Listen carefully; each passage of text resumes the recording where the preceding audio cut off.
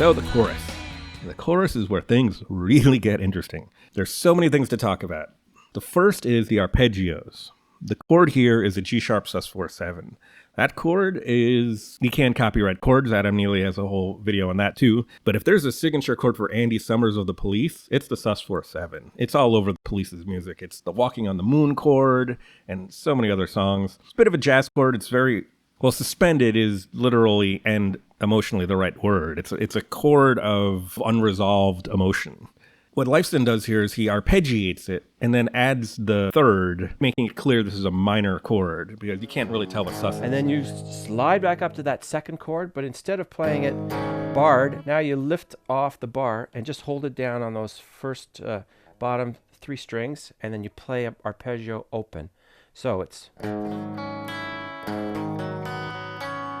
And as he goes through the chords, the three chords here, you'll see that that open B string is just ringing throughout no matter what he's playing under it. With the strings ringing out. That's something Lifeson loves to do. It's pedal tone, I guess you could call it. It's almost an ostinato. Funny, too, that it's the same single note that he was playing in the riff. Just there's a lot of B ringing thing going on in the song. It's lovely. It's weird. But there's a couple things to note here. The final note of each measure is really a pickup note to the following bar. So that C sharp belongs with the following E5, just as the A sharp at the end of the E5 really belongs with the F sharp. It's sort of anticipating the next chord, and so the phrasing crosses the bar line. That gives us a rolling forward kind of motion. After the Andy Summers chord, he goes down to the E5, the same one we heard in the riff, this time also arpeggiated, and then the F sharp the F sharp he plays next is pretty funny to me because this is actually Alex Lifeson's signature chord, the so-called hemispheres chord. It's a F sharp major with the high B open and the high E, except we don't really hear the high E yet. That comes later. He's basically snuck in the Andy Summers signature chord and his own signature chord. Sort of legendary in songwriting circles. The Lifeson chord is really interesting to me because it shouldn't work here. It's really dissonant. It has both an A sharp and a B natural, both ringing open. The most dissonant interval in Western music, the dreaded flat second. They're both in the scale, funnily enough. In this case, the third and fourth of the chord being played simultaneously. But it's amazing that this rub doesn't derail the whole thing. It's just a grinding kind of sound, but something about the arpeggios disguise it. It just slips right through, and it adds a little bit of uneasiness to it. Sonic color, really. It's a lovely thing. Lifeson is nothing if not super creative.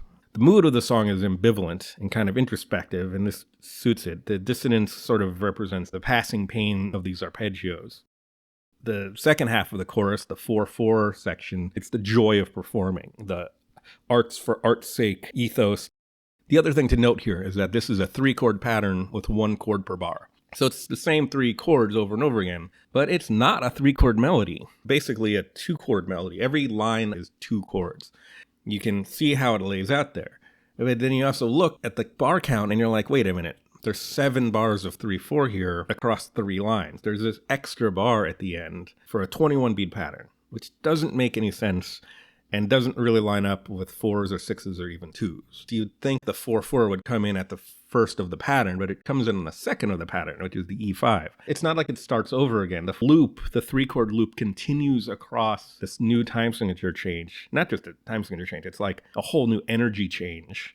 Ambivalent and introspective into this like celebration thing. But the loop never stopped. It's almost like a macro level simultaneous time signature experiment of some kind. It's fascinating. You can stand back and look at it. If you prioritize the lyrics, it looks like this. But if you look at the harmonic rhythm, it looks like this. How weird is a 3-bar loop? I've never seen one ever in any piece of music in any genre. And then to put a 2-bar melodic pattern on top of it so that every line of lyric begins on a different chord, it's just a truly unhinged musical structure. Lifeson is now strumming all 3 chords, letting the E string ring free over the E and F sharp and barring the G sharp chord, which removes the minor third in favor of the sus4.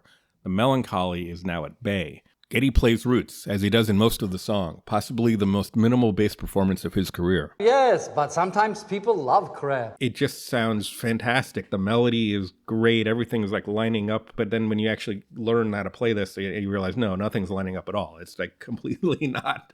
Let's look at the poetics of this course. The rhyme scheme is a little unusual.